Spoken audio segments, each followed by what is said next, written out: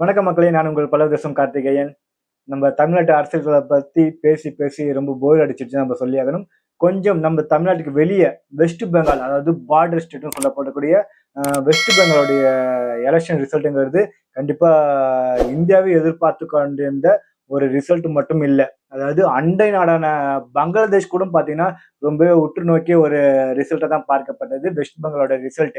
ஏன் பங்களாதேஷ்ல அந்த அளவுக்கு ஒரு எதிர்பார்ப்பு இருந்ததுன்னு பாத்தீங்கன்னா, பங்களாதேஷ்ல வந்து அதிக அளவிலான ஒரு இமிகிரேஷன், அதாவது ஊடுருவல் பாத்தீங்கன்னா வெஸ்ட் பெங்கால்ல நிறையவே இருந்துன்னு தான் சொல்லணும். கிட்டத்தட்ட பாத்தீங்கன்னா வர தகவல்கள் ஒரு 50 லட்சத்துக்கும் மேல அங்க வந்து ஊடுருவல்ங்கிறது இருந்திருக்கு அப்படிங்கிற ரீதியில் தான் பிஜேபி தரப்புல இருந்து ஒரு குற்றச்சாட்டாவே தொடர்ச்சியா வைக்கப்பட்ட ஒரு குற்றச்சாட்டு.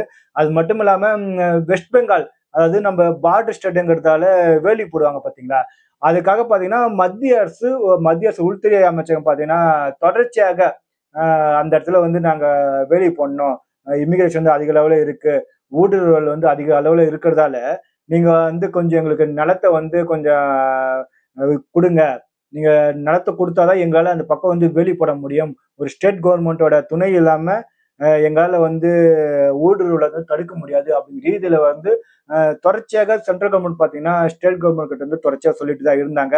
ஆனால் இதை கொஞ்சம் கூட காதில் வாங்காத ஒரு முதலமைச்சராக தான் மம்தா பானர்ஜிங்கிறது வந்து அங்க இருந்தாங்க சொல்லியாகணும். கிட்டத்தட்ட பாத்தீங்கன்னா இந்த 15 வருஷம் ஸ்டார்டிங்ல பார்த்தா நல்லாவே ஆட்சி செஞ்சாங்க சொல்லியாகணும். அதுக்கப்புறம் அவர்களுடைய ஆட்சியோட போக்குல பல்வேறு மாறுதல்கள். அது மட்டும் இல்லாம அவர்கள் வந்து ஊடுருவலை வந்து நிறைய ஊக்குவிச்சாங்க.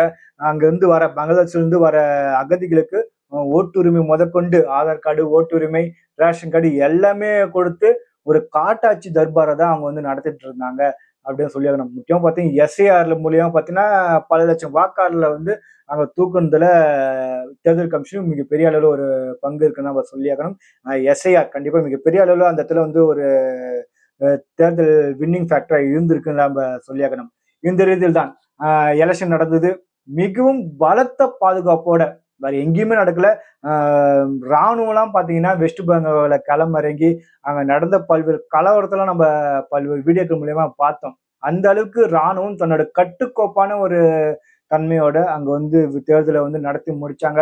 எங்கெல்லாம் மறுபடியும் வந்து வாக்குச்சாவடியை கைப்பற்றி கள்ள ஓட்டுலாம் போட்டாங்களோ அந்த இடத்துல பாத்தீங்கன்னா மறுபடியும் மறு வாக்குப்பதிவு நடத்தி இன்னும் பலப்படுத்திய ராணுவத்துல அங்க இறங்கி அதுக்கப்புறம் தேர்தல் ஒரு வழியா நடந்து முடிஞ்சிருக்கு தான் சொல்லி ஆகணும். கண்டிப்பா மிகப்பெரிய அளவுல ஒரு எதிர்பார்க்கப்பட்ட ஒரு தேர்தல். பிஜேபியோட ஒரு கனவு பார்டர் ஸ்டேட் பாத்தீங்கன்னா இது இருக்கும். அந்த பார்டர் ஸ்டேட் இருக்கு பாத்தீங்களா, அது எல்லாத்தையும் பாத்தீங்கன்னா தற்போது பிஜேபி தான் ஜெயிச்சிருக்காங்க, அவங்களுடைய ஆட்சி தான் இருக்கு. இந்த ரீதியில வெஸ்ட் பெங்காலையும் கண்டிப்பா கைப்பற்றி ஆக வேண்டும் அப்படிங்கிற ரீதியில ரொம்ப தீவிரமாவே களமிறங்கினாங்க. அங்க இருக்கிற லோக்கல் இஷ்யூ பாத்தீங்கன்னா மிகப்பெரிய அளவுல வந்து கையாண்டாங்க பிஜேபின்னு சொல்லவே ஆகணும். முக்கியமா ஆர்ஜி கவுர் மருத்துவமனையில் நடந்த ஒரு பாலியல் வன்கொடுமை, அந்த டாக்டருக்கு நடந்த பாலியல் வன்கொடுமை பாத்தீங்கன்னா பிஜேபிக்கு மிகப்பெரிய அளவுல வந்து அது வந்து கையாண்டு ஒரு மிகப்பெரிய அளவு ஒரு வெற்றி வாய்ப்பாக மாற்றுறதுக்கு ஒரு வாய்ப்பாகவும் அவங்க வந்து பயன்படுத்துறாங்க. அந்த டாக்டரோட அம்மாவை வந்து தேர்தல நிக்க வச்சு அவங்களும் ஜெயிக்க வச்சாங்க. அதுக்கப்புறம் ஏழ்மையான பெண்மணி, அந்த 4 வீட்டுல வந்து பாத்திரம் கழுவிக்கிட்டு இருந்த ஒரு பெண்ணை நிக்க வச்சு அவங்களையும் ஜெயிக்க வச்சிருக்காங்க பிஜேபி. கடைசியா பாத்தீங்கன்னா தேர்தல் முடிவுல பிஜேபி 207 இடங்கள்ல ஒரு ஃபயரான ஒரு ஜெயிச்சதோட தான் அங்க வந்து முன்னணியில் இருந்தாங்க. அதுக்கப்புறம் அவங்களை எதிர்த்து போட்டிட்ட மம்தா பானர்ஜி, ஆளுங்கட்சியான மம்தா பானர்ஜி வெறும் 80 தொகுதியில ஜெயிச்சாங்க. அதுக்கப்புறம் காங்கிரஸ் இருந்த இடமே தெரியாம போயிட்டாங்க நம்ம சொல்லி ஆகணும். வெறும் 2 இடத்துல தான் ஜெயிச்சிருக்காங்க. அதே நேரத்துல 30 வருஷமா ஆட்சியில இருந்த கம்யூனிஸ்ட் இந்த தடவை ஒரே இடத்துல மட்டும் தான் ஜெயிச்சாங்க. கம்யூனிஸ்டோட சகாப்தம் முடிந்து விட்டதுதான் நம்ம சொல்லி ஆகணும். அதுக்கப்புறம் பாத்தீங்கன்னா அந்த 2 தொகுதியிலையும் போட்டியிட்ட சுவேந்த அதிகாரி கண்டிப்பா பாஜகவை வலுப்படுத்துனதுல அவருடைய ஒரு முக்கியமான ஒரு ஃபேக்டர் அவருடைய நிலைப்பாடு தான் இருந்திருக்கு நம்ம சொல்லி ஆகணும். கண்டிப்பா நந்திகிராம்ல போட்டியிட்ட சுவேந்த அதிகாரி பாத்தீங்கன்னா 1,27,301 வாக்குகள் வந்து போட்டி வாக்குகள் வாங்கி ஜெயிச்சிருந்தாரு. அவர் எதிர்த்து போட்டியிட்ட திரிணாமுல் காங்கிரஸோட வேட்பாளர் பாத்தீங்கன்னா 1,17,636 வாக்குகள் வாங்கியிருந்தாங்க. அதுக்கப்புறம் போன 2021 எலெக்ஷன்லும் பாத்தீங்கன்னா மம்தா பானர்ஜியை வந்து தோற்கடிச்சிருந்தாரு நந்திகிராம்ல. இந்த தடவை அதே மம்தா பானர்ஜியை எதிர்த்து பவானிபூர்லயும் வந்து அவர் போட்டி போட்டிருந்தாரு. பவானிபூரில் போட்டி விட்டு மறுபடியும் மம்தா பானர்ஜியை வந்து மண்ணை கவ்வ வைத்திருக்கிறார் தான் நம்ம சொல்லியாகணும். கண்டிப்பா மிகப்பெரிய அளவுல ஒரு மாசான ஒரு வெற்றி தான் நம்ம சொல்லியாகணும். பவானிபூர்ல பாத்தீங்கன்னா சுதந்திர அதிகாரி 73,917 வாக்குகள் வாங்கியிருந்தாங்க. அவர் எதிர்த்து போட்டியிட்ட மம்தா பானர்ஜி பாத்தீங்கன்னா 58,812 வாக்குகள் வாங்கி தோல்வியுற்றார். 2021 தோத்தாங்க, 2026 தோத்தாங்க. 2021 அவங்க தோத்தாலும் அதிக லெவல்ல பாத்தீங்கன்னா திரிணாமுல் காங்கிரஸை ஜெயிச்சதால மறுபடியும் அவர் வந்து முதலமைச்சர் பதவி ஏற்று ஒரு இடத்துல வந்து பை எலெக்ஷன் வர வச்சு அந்த இடத்துல போட்டுட்டு மறுபடியும் ஜெயிச்சு ஆட்சி நடத்துறவங்க தான் மம்தா பானர்ஜி அவர்கள்.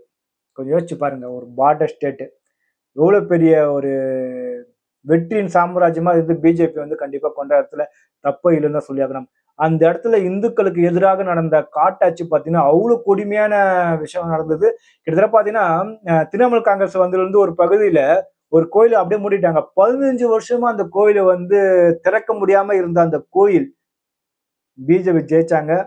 ஜெயிச்சு அடுத்த மறுநாளே போயிட்டு அவங்க பண்ண முதல் வேலை எது பாத்தீங்கன்னா அந்த கோயிலை திறந்து சாமி கும்பிட்டதுதான். கண்டிப்பா எவ்வளவு பெரிய ஒரு உணர்ச்சிகரமான ஒரு விஷயமா பாருங்க.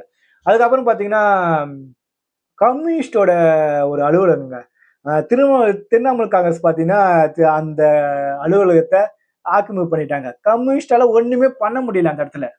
அங்க போயிட்டு அந்த இடத்த மீட்கிறதுக்கு என்னமோ பண்ணி பார்த்தாங்க, ஆனா எதுவுமே பண்ண முடியல. கடைசியில பிஜேபி ஜெயிச்சுதான் அந்த கம்யூனிஸ்ட் அலுவலகத்தையும் மீட்க வேண்டிய ஒரு நிலைமை வந்து கம்யூனிஸ்டுகளுக்கு இருக்கு. தமிழ்நாடு கம்யூனிஸ்ட்லாம் கொஞ்சம் பார்த்து கத்துக்கோங்க, சரிங்களா? இது மாதிரியான ஒரு மாபெரும் வெற்றியை அங்க இருக்கிற பிஜேபி வந்து கொண்டாடிட்டு இருக்காங்கன்னு நம்ம சொல்லியாகணும். அது மட்டும் இல்லாமல் சாமானிய பெண்மணிகள் வந்து அங்க நிறைய பேர் வந்து ஜெயிக்க வச்சிருக்காங்க. கண்டிப்பா இது மாதிரியான ஒரு விஷயத்த ஏன்டா நீங்க தமிழ்நாட்டுல பண்ண மாட்டீங்க? இன்னும் அதே தமிழிசை, நயனா நாகேந்திரன், இந்த எல்முருகன் இது மாதிரியான ஆளுங்களே நீங்க களமிறக்கி தமிழக பாஜக வந்து நீங்க ரொம்ப வீக் பண்றீங்கன்னு தான் நம்ம சொல்ல தோணுது. அண்ணாமலையை களத்துல இறக்குங்க. வினோத் பி செல்வம் இருக்காரு. இன்னும் பல இளம் தலைவர் இருக்காங்க. எஸ்.டி. சூர்யா மாதிரியான இளம் தலைவர் இருக்காங்க. அஸ்வத்தாமன்லாம் இருக்காங்க. அவங்க எல்லாம் களத்துல இறக்குங்க. நல்ல போராடக்கூடிய தலைவர்கள், நல்ல பேசக்கூடிய தலைவர்கள், மக்களா இருக்கக்கூடிய தலைவர்கள். முக்கியம் அண்ணாமலையோட கடிவாளம் போடுறங்கிற ரீதியில அண்ணாமலைக்கு நீங்க கடிவாளம் போட்டீங்கன்னா கண்டிப்பா பிஜேபியோட வளர்ச்சிக்கு நீங்க கடிவாளம் போடுறதுக்கு அர்த்தம். இனிமேலாவது கொஞ்சம் தமிழக பாஜக வந்து சிந்திக்கட்டும். கண்டிப்பா மேற்கு வங்கத்தோட இந்த தேர்தல் வெற்றிங்கிறது ஒரு சரித்திர வெற்றி தான்.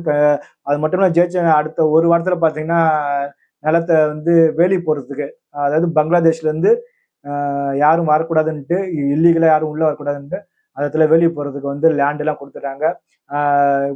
பங்களாதேஷோட பாராளுமன்றத்துல பிஜேபி ஜெயிச்சாங்கன்னா நீங்க இங்க தயாரித்துக்குங்க. நிறைய பேர் வந்து பல லட்சம் பேர் வெஸ்ட் பெங்கால்ல இருந்து பங்களாதேஷ் வருவாங்க, அவங்களுக்கு வந்து நீங்க சாப்பாடு எல்லாம் போடணும், ரெடியா இருங்க அப்படிங்கிற இதுல வந்து கதற அளவுக்கு பிஜேபியோட வெற்றிங்கிறது அங்க இருந்திருக்குன்னு தான் நம்ம சொல்லணும். கண்டிப்பா ஒரு பார்டர் ஸ்டேட் பிஜேபி கீழே வந்தது ஒரு மாபெரும் சாதனையா தான் பார்க்கப்படுகிறது. இதை பத்தி உங்களுடைய வெஸ்ட் பெங்கால் மம்தா பானர்ஜியோட ஆட்சி காலத்தை பத்தி உங்களுக்கு ஏதோனும் கருத்துக்கள் இருந்துச்சுன்னா நம்ம கமெண்ட் பாக்ஸ்ல சொல்லுங்க. அடுத்த வீடியோவை பார்க்கலாம்.